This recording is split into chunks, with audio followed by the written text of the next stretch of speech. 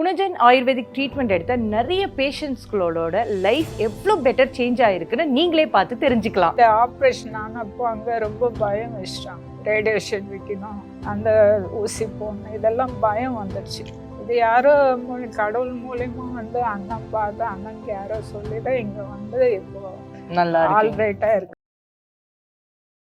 உங்க பேர் என்ன? யசோதா மேடம். யசோதா. வேலூர்ல இருந்து வரோம். பிஃபோர் வந்து நீங்க ட்ரீட்மெண்ட் எடுத்துட்டு இருக்கும்போது எப்படி இருந்தீங்க? வந்து சோகமா இருந்தது. இப்போ இந்த மாத்திரை எடுத்துல இருந்து எனக்கு எந்த ப்ராப்ளம் இல்ல, ஆரோக்கியமா இருக்கேன், அழகா சாப்பிடுறேன்.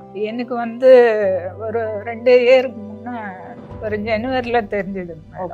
வந்து ஃபர்ஸ்ட் ஸ்டேஜ்ல உங்களுக்கு தெரிஞ்சிருச்சு. அப்புறம் கவர்மெண்ட்ல பண்ணிக்கிட்டாங்க. நம்ம இதை ஆடு பார்த்து அண்ணன் பார்த்துட்டு இப்போ இது போல ஹாஸ்பிட்டல் இருக்கு, ரிகவர் ஆகும். எனக்கு இங்க வந்து ரொம்ப சந்தோஷமா இருக்கு. அதுதாங்க எல்லாரும் உயிர் வாழ மாட்டேன்னு தான் நினைச்சேன். ஐயோ, அப்படியெல்லாம் யோசிக்காதீங்க. கண்டிப்பா மேடம், இது உண்மை.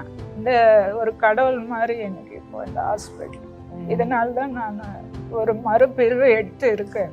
இந்த ஹாஸ்பிட்டல்னால நான் இப்போ ஒரு 2வது பிறவியா இருக்கேன். இந்த ஆப்ரேஷன் ஆனப்போ அங்க ரொம்ப பயம் வச்சிட்டாங்க. ரேடியேஷன் வைக்கணும், அந்த ஊசி போடணும், இதெல்லாம் பயம் வந்துடுச்சு. அந்த ட்ரீட்மெண்ட்டுக்கு என்னால சாப்பிட முடியல. அந்த ஃபீவருக்கு இதுக்கெல்லாம் என்னால தாங்குற சக்தி கிடையாது. எல்லாருக்கும் ஒரு கடவுள் மாதிரி தான் இந்த. கண்டிப்பா.